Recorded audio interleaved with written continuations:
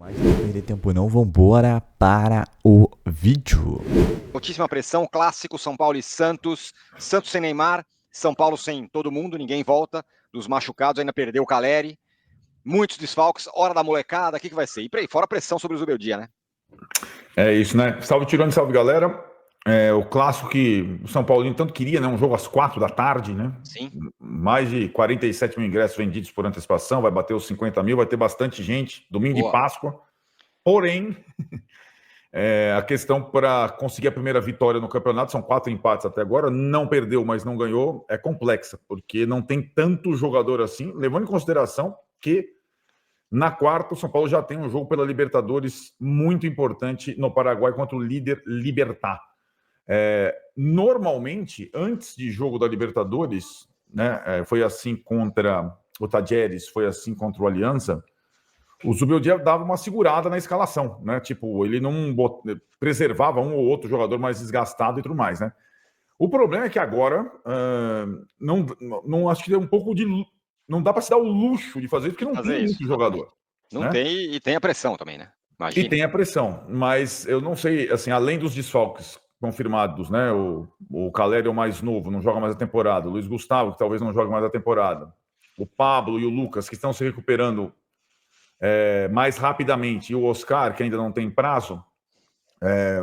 O Zubeldia, talvez um ou outro jogador que estiver num limite de contusão, ele guarde para quarta-feira. Mas aí, assim, né? Se sair um zagueiro, entrar outro, sair o lateral esquerdo, entrar outro, eu acho que é nada muito profundo. Não tem muito para onde correr, né? Não tem muito para onde correr, né?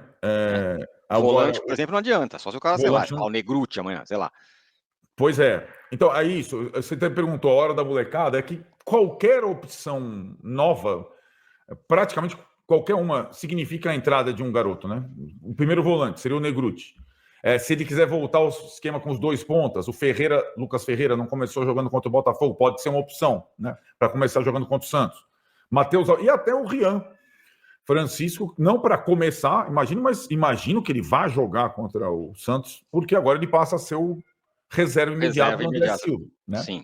E além disso, né, Tironi, ele puxou essa semana por necessidade o Luca, que é o outro atacante da categoria de base, que é uma das grandes esperanças do São Paulo para o futuro. Mas o Luca ainda é da geração 2007, então ele é mais novo que o Rian, que o Lucas Ferreira, etc e tal. Ele ainda não completou 18 anos, tem 17. Vai ser relacionado por necessidade, né? Porque o São Paulo tem pouco jogador, ele é o mais um da base que ficará no banco contra o Santos, e alguns podem começar jogando.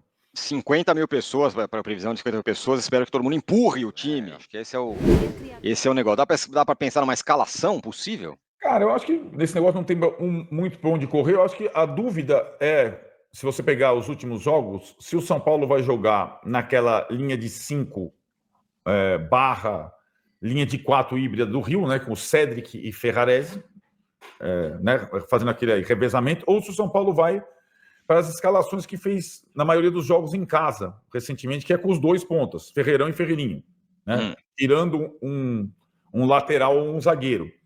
De resto, não vejo muito por onde mudar, né? Nem tem muita peça para isso, né?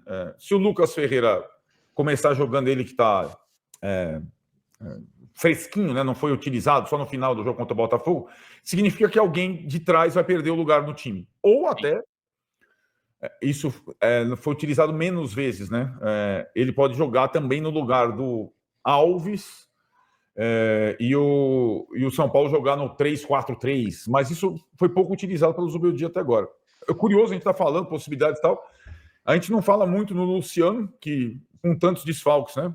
Lembra, o quarteto era Oscar, sim, Lucas, Caleri e Luciano. Agora o Luciano não tá jogando... sobrou o Luciano dessa galera. E não está jogando como titular os 3 machucados, né? Então a gente não sabe exatamente. O Luciano só jogou um pouco contra o Botafogo, entrou mal, mas é outro jogador que não está arrebentado pela partida anterior, né? Poderia ser uma opção. E nos volantes, eu fico com receio os volantes, quero até bater na madeira aqui, porque os caras estão jogando todas, né? Alisson o Alisson joga todas e o Marcos Antônio está jogando todas também. Exato. O Bobadilha começou a entrar um jogo ou outro. A única coisa que eu temo mesmo é quando jogam Alisson e Bobadilha e Marcos Antônio sem o Alisson, sem o primeiro volante. Aí realmente é osso. Acho que essa vulnerabilidade do time, muita gente tem falado, não, porque o São Paulo não encontra mais o equilíbrio defensivo. Mesmo com 3 zagueiros, para mim é desde que saiu o primeiro volante, né? Desde que saiu o Luiz Gustavo, o São Paulo começa a ficar muito vulnerável nessa situação, e é assim. Fato, né? Não tem volante, gente. Não tem o primeiro volante. O São Paulo tá jogando sem volante. O Santos tem os 2 desfalques por lesão muscular, os 2 jogadores mais criativos, né? O Soteldo e o Neymar. Mas o Santos, curiosamente, tem muita opção para reposição. Mais jovens, talvez com mais físico. No lugar do Neymar deve jogar o Rollraiser, que veio contratado, né, do Benfica de Portugal. E no lugar do Soteldo já está jogando o Barreal, que fez gol até contra o Atlético Mineiro. O Santos está sendo comandado interinamente pelo César Sampaio, né? A gente teve uma notícia na última partida, São Paulo e Botafogo, lá no Newton Santos. Caleri saiu, foi substituído, suspeita confirmada de rompimento do ligamento cruzado. Se não há mais uma das lesões mais temidas pelos jogadores, porque afasta o sujeito de toda a temporada, né? O que tem para a posição de centroavante no elenco, o Zubeldia? Tem o André Silva, substituto natural, jogador já formado, 6 gols em 18 jogos na temporada 2025. E tem o jovem talento, a grande joia da base, que é o Rian Francisco. 1 gol em 6 jogos no time do Tricolor. Ele que foi a estrela da Copa São Paulo, do título da Copinha. Mas não tem sido tão aproveitado quanto os outros 2, Matheus Alves e Lucas Ferreira.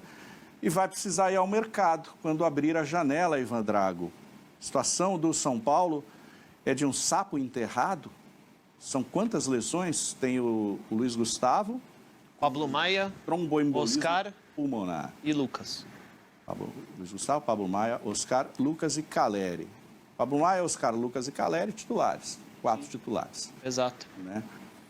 Vai ao mercado, mas o São Paulo não tem grana, Ivan. Por isso eu acho que o São Paulo precisa olhar bastante para as categorias de base mais uma vez. É claro que a base não vai solucionar todos os problemas do time profissional. Agora, o São Paulo no ano passado contratou 2 atletas na metade do ano. Jamal Lewis e Santi Longo. Acrescentaram o quê? Nada, acho que subtraíram até. Pois é. Então, se é para contratar um jogador que, de fato, olha, é uma aposta, não vai acrescentar muito, deixa lá a molecada da base. Entendeu? Dá mais oportunidades para o Rian Francisco. Improvisa o Luciano um pouquinho mais avançado. Vai criando alternativas com o que você tem.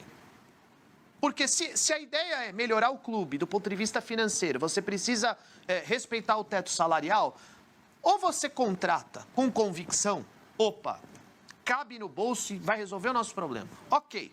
Agora, se é para apostar, não precisa. E já tem o nome.